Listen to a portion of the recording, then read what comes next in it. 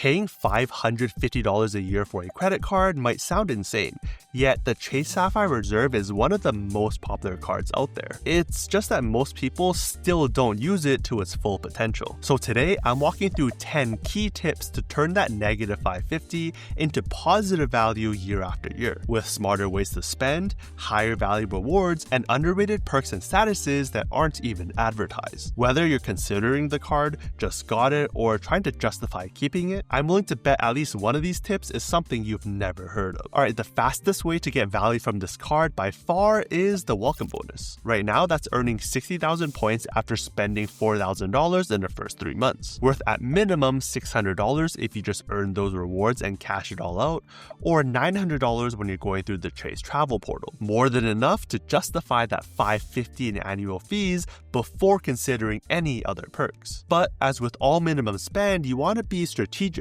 and not just force that type of spend. Plan your applications around times of high spend, whether it's new furniture, a wedding, front-loading purchases, or a big trip. That's how I was able to spend $4,000 to $5,000 to hit a minimum spend in just 2 months. Still short? Offer to pay when you're going out or group dinners and then get reimbursed afterwards. And if you really need to, pay your taxes or rent.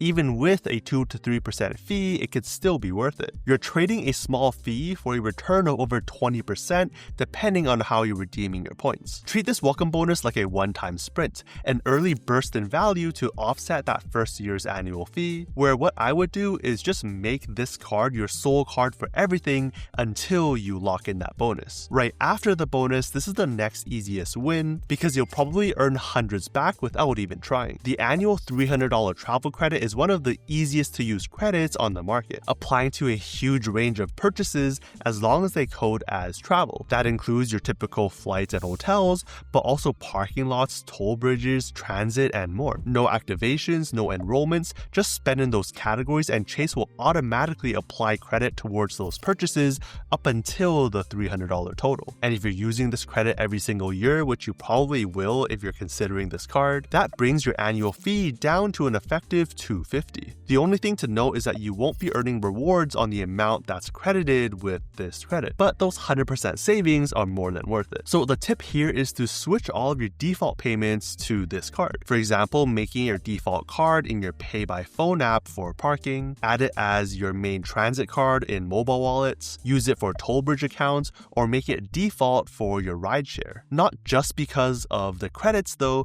because you'll earn extra bonuses when you're using this card for Lyft or DoorDash. Let's start with Lyft. Although it doesn't show anymore through the partner benefits on the page, if you link your card to your Lyft account, you'll get $10 a month in ride credit and 5 times points for rides. Just those credits alone is $120 a year in value. Now on the food delivery side, linking the card to your DoorDash account will give you 3 main benefits. First, you'll get Dash Pass membership, which is a value of about $10 a month, giving you $0 delivery fees and reduced service fees. Just make sure you're actually using this card to pay, because just having it linked is not enough. You have to use it during checkout or you won't get the discounts. For example here, this is the exact same order with selecting a Chase Sapphire card, and here's the same order choosing a different card. Second, you get $5 a month towards restaurant orders, which is good if you already order anyways, but may not be worth going out of your way for just to redeem. It's not even enough for a meal nowadays. And third, 2 separate $10 credits toward non-restaurant orders every month, which can be pretty useful like at 7-Eleven or ready-to-eat food at Kroger, beer, and more. If you're using all of this, that's $120 from Lyft, $96 a year from Dash Pass, and $300 in all of the DoorDash credits, totaling over $500 per year in value, though I would more realistically value this perk at around $200, so it depends on how you use it, but still a solid return. And in a way, this kind of mirrors the Uber Cash benefit on the Amex Platinum, which also works for rideshare or food delivery. Now, spending with a card in general is one thing, but knowing when to use it and not to use use it is how you get maximum value. Because while the Sapphire Reserve is a premium card, it's not the card for everything. Where it really shines is in its bonus categories, like 3 times on general travel and 3 times on dining. These are some great rates and should be your go-to card when you're spending in those categories. Like we touched on earlier, the travel category is pretty broad. 5 times on flights and 10 times on hotels and car rentals,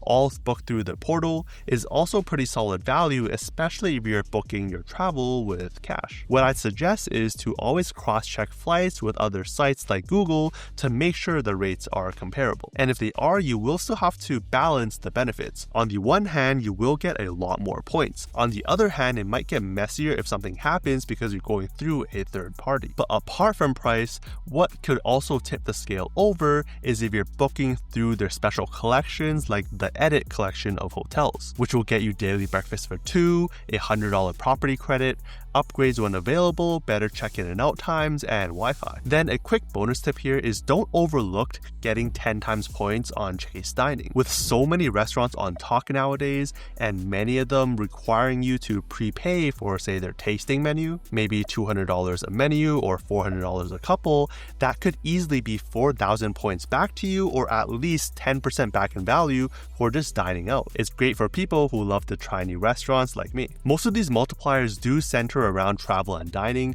so if that's where most of your spend goes anyways, it could be a perfect card. Even better if, say, you travel for work and can get all these points and get reimbursed for the actual cost later. But outside of these bonus categories, you have better options. Say drugstores, or for everything else, a no annual fee card like the Chase Freedom Unlimited will actually get you better rates. Speaking of other cards, tip number 5 is to maximize value by combining your Sapphire Reserve with other cards like the Chase Freedoms. Now, you might be thinking, aren't the Chase Freedom cards cashback cards? Technically, yes, but those rewards will be paid out in Chase Ultimate Reward points that you can then convert to cashback at a 1 cent per point rate. But there are other options like gift cards, Apple products, or Amazon, all of which I personally don't think are worth it compared to just plain cashback. But when you are moving these points over and combining them on your Sapphire Reserve, they can become much more valuable. That's because one of the biggest selling points of the Reserve is getting that 50% elevated value when using Chase points through their portal. So instead of a $300 flight costing you 30,000 points, you'll only need 20,000 points. No brand restrictions, no blackout dates, just using it like you would use Expedia or another site, which means that 1.5 times points back on your Freedom Unlimited on everything is actually worth 2.25% back in value when redeemed this way. That should be a minimum value get on everything you spend on. The rotating 5 times categories on the Freedom Flex, well, that's 7.5% back in value. Even the 20,000 point welcome bonus on the Freedom cards will be worth $300 when used these ways. And if travel isn't in the cards for you, you could also get higher value through the Chase Pay Yourself Back program, where you'll get 1.25 cents per point when redeeming through groceries, gas, pet stores, or your annual fee, and a higher 1.5 cents per point if you're donating to select charities. All of that makes those no annual fee cards exponentially higher in value when combined with the Reserve. And while this 1.5 cents per point is a solid minimum, tip number 6 is where we unlock real maximum value through Chase's travel partners. Instead of redeeming for cashback or through the portal, you can transfer one-to-one to over a dozen partners that Chase has, like Aeroplan, Hyatt, Flying Blue, and more. This is where the value really scales, where with some effort, you can get north of 2, 3, or 5 cents or more in value per each of your points, depending on where and how you book, of course. For example, flying between Japan and the West Coast in ANA business class will cost you 55,000 Aeroplan points and just under 100 in fees for a ticket that would cost you $2,647. If we calculate the value including the fees, you're getting 4.6 cents per point. Between the West Coast and Singapore on Singapore Airlines business class, that's 87,500 points, a similar amount in fees for a flight that will cost $3,134 for a value that's about 3.5 cents per point. And even in economy, booking flights between cities in the US to Europe for just 18,750 flights Flying Blue miles and about $101 in fees on fares that would otherwise cost $858, giving a value of 4 cents per point. And a bonus tip here, look out for transfer bonuses. Right now, there's a 25% bonus transferring from Chase over to Flying Blue, which drops that economy flight to just needing transferring 15,000 points, boosting your value to 5 cents per point. On an economy flight, that is incredible. And Chase's partnership with Hyatt is another standout. Tons of opportunities to redeem at upwards of 2 cents per point across many different hotels. Now, the exact step-by-step process on transferring and booking I break down in videos like the one up here, but the bottom line, if you want to squeeze the maximum value from each of your points, this is it, and a huge reason why Chase is so popular for their travel rewards. Now, earning rewards on all that spending and travel is one thing, but an underrated tip number 7 is understanding the protections you get on top of that, because in many cases, these protections are some of the best across all other credit cards. When you're shopping, you have purchase protection against damage or theft up to 120 days after purchase, when most other competitors cover up to 90 days. Extended warranty, adding a year to your manufacturer's warranty, and return protection covering you if the store won't take the item back, up to $500 per item. It's one I'm kind of jealous of because I use this perk a lot, and it's only up to $300 on the competitor, the Amex Platinum. Now, I hope you never have to use these, but say you do just once a year, that could be savings of another couple $100 every year. And those protections extend to travel too. Again, some of the best on the market. With all of these listed on the screen, like trip and baggage delay for delays of over 6 hours, medical expenses when far from home, and even roadside assistance, among a lot of others. As a travel-focused card, if you travel just once or twice a year, that peace of mind itself is already worth something. Not to mention the potential hundreds or thousands you might get back if, unluckily, something might go wrong. And speaking of peace of mind and traveling, the Sapphire Reserve's 8th tip for maximizing value is a perk that will give you more peace when traveling, and that's with its lounge access. Whether you're navigating a crowded airport or trying to enjoy mediocre and expensive food, having a calm and quiet place to relax, work, or have a drink can make a huge difference, especially when you can also bring in guests. With the Sapphire Reserve, you'll not only get access to Priority Pass lounges for yourself and 2 guests, but also towards their growing network of Chase Sapphire lounges as well. Yes, Priority Pass itself will already get you into those lounges, but having the Sapphire Reserve card will put you higher up in the priority list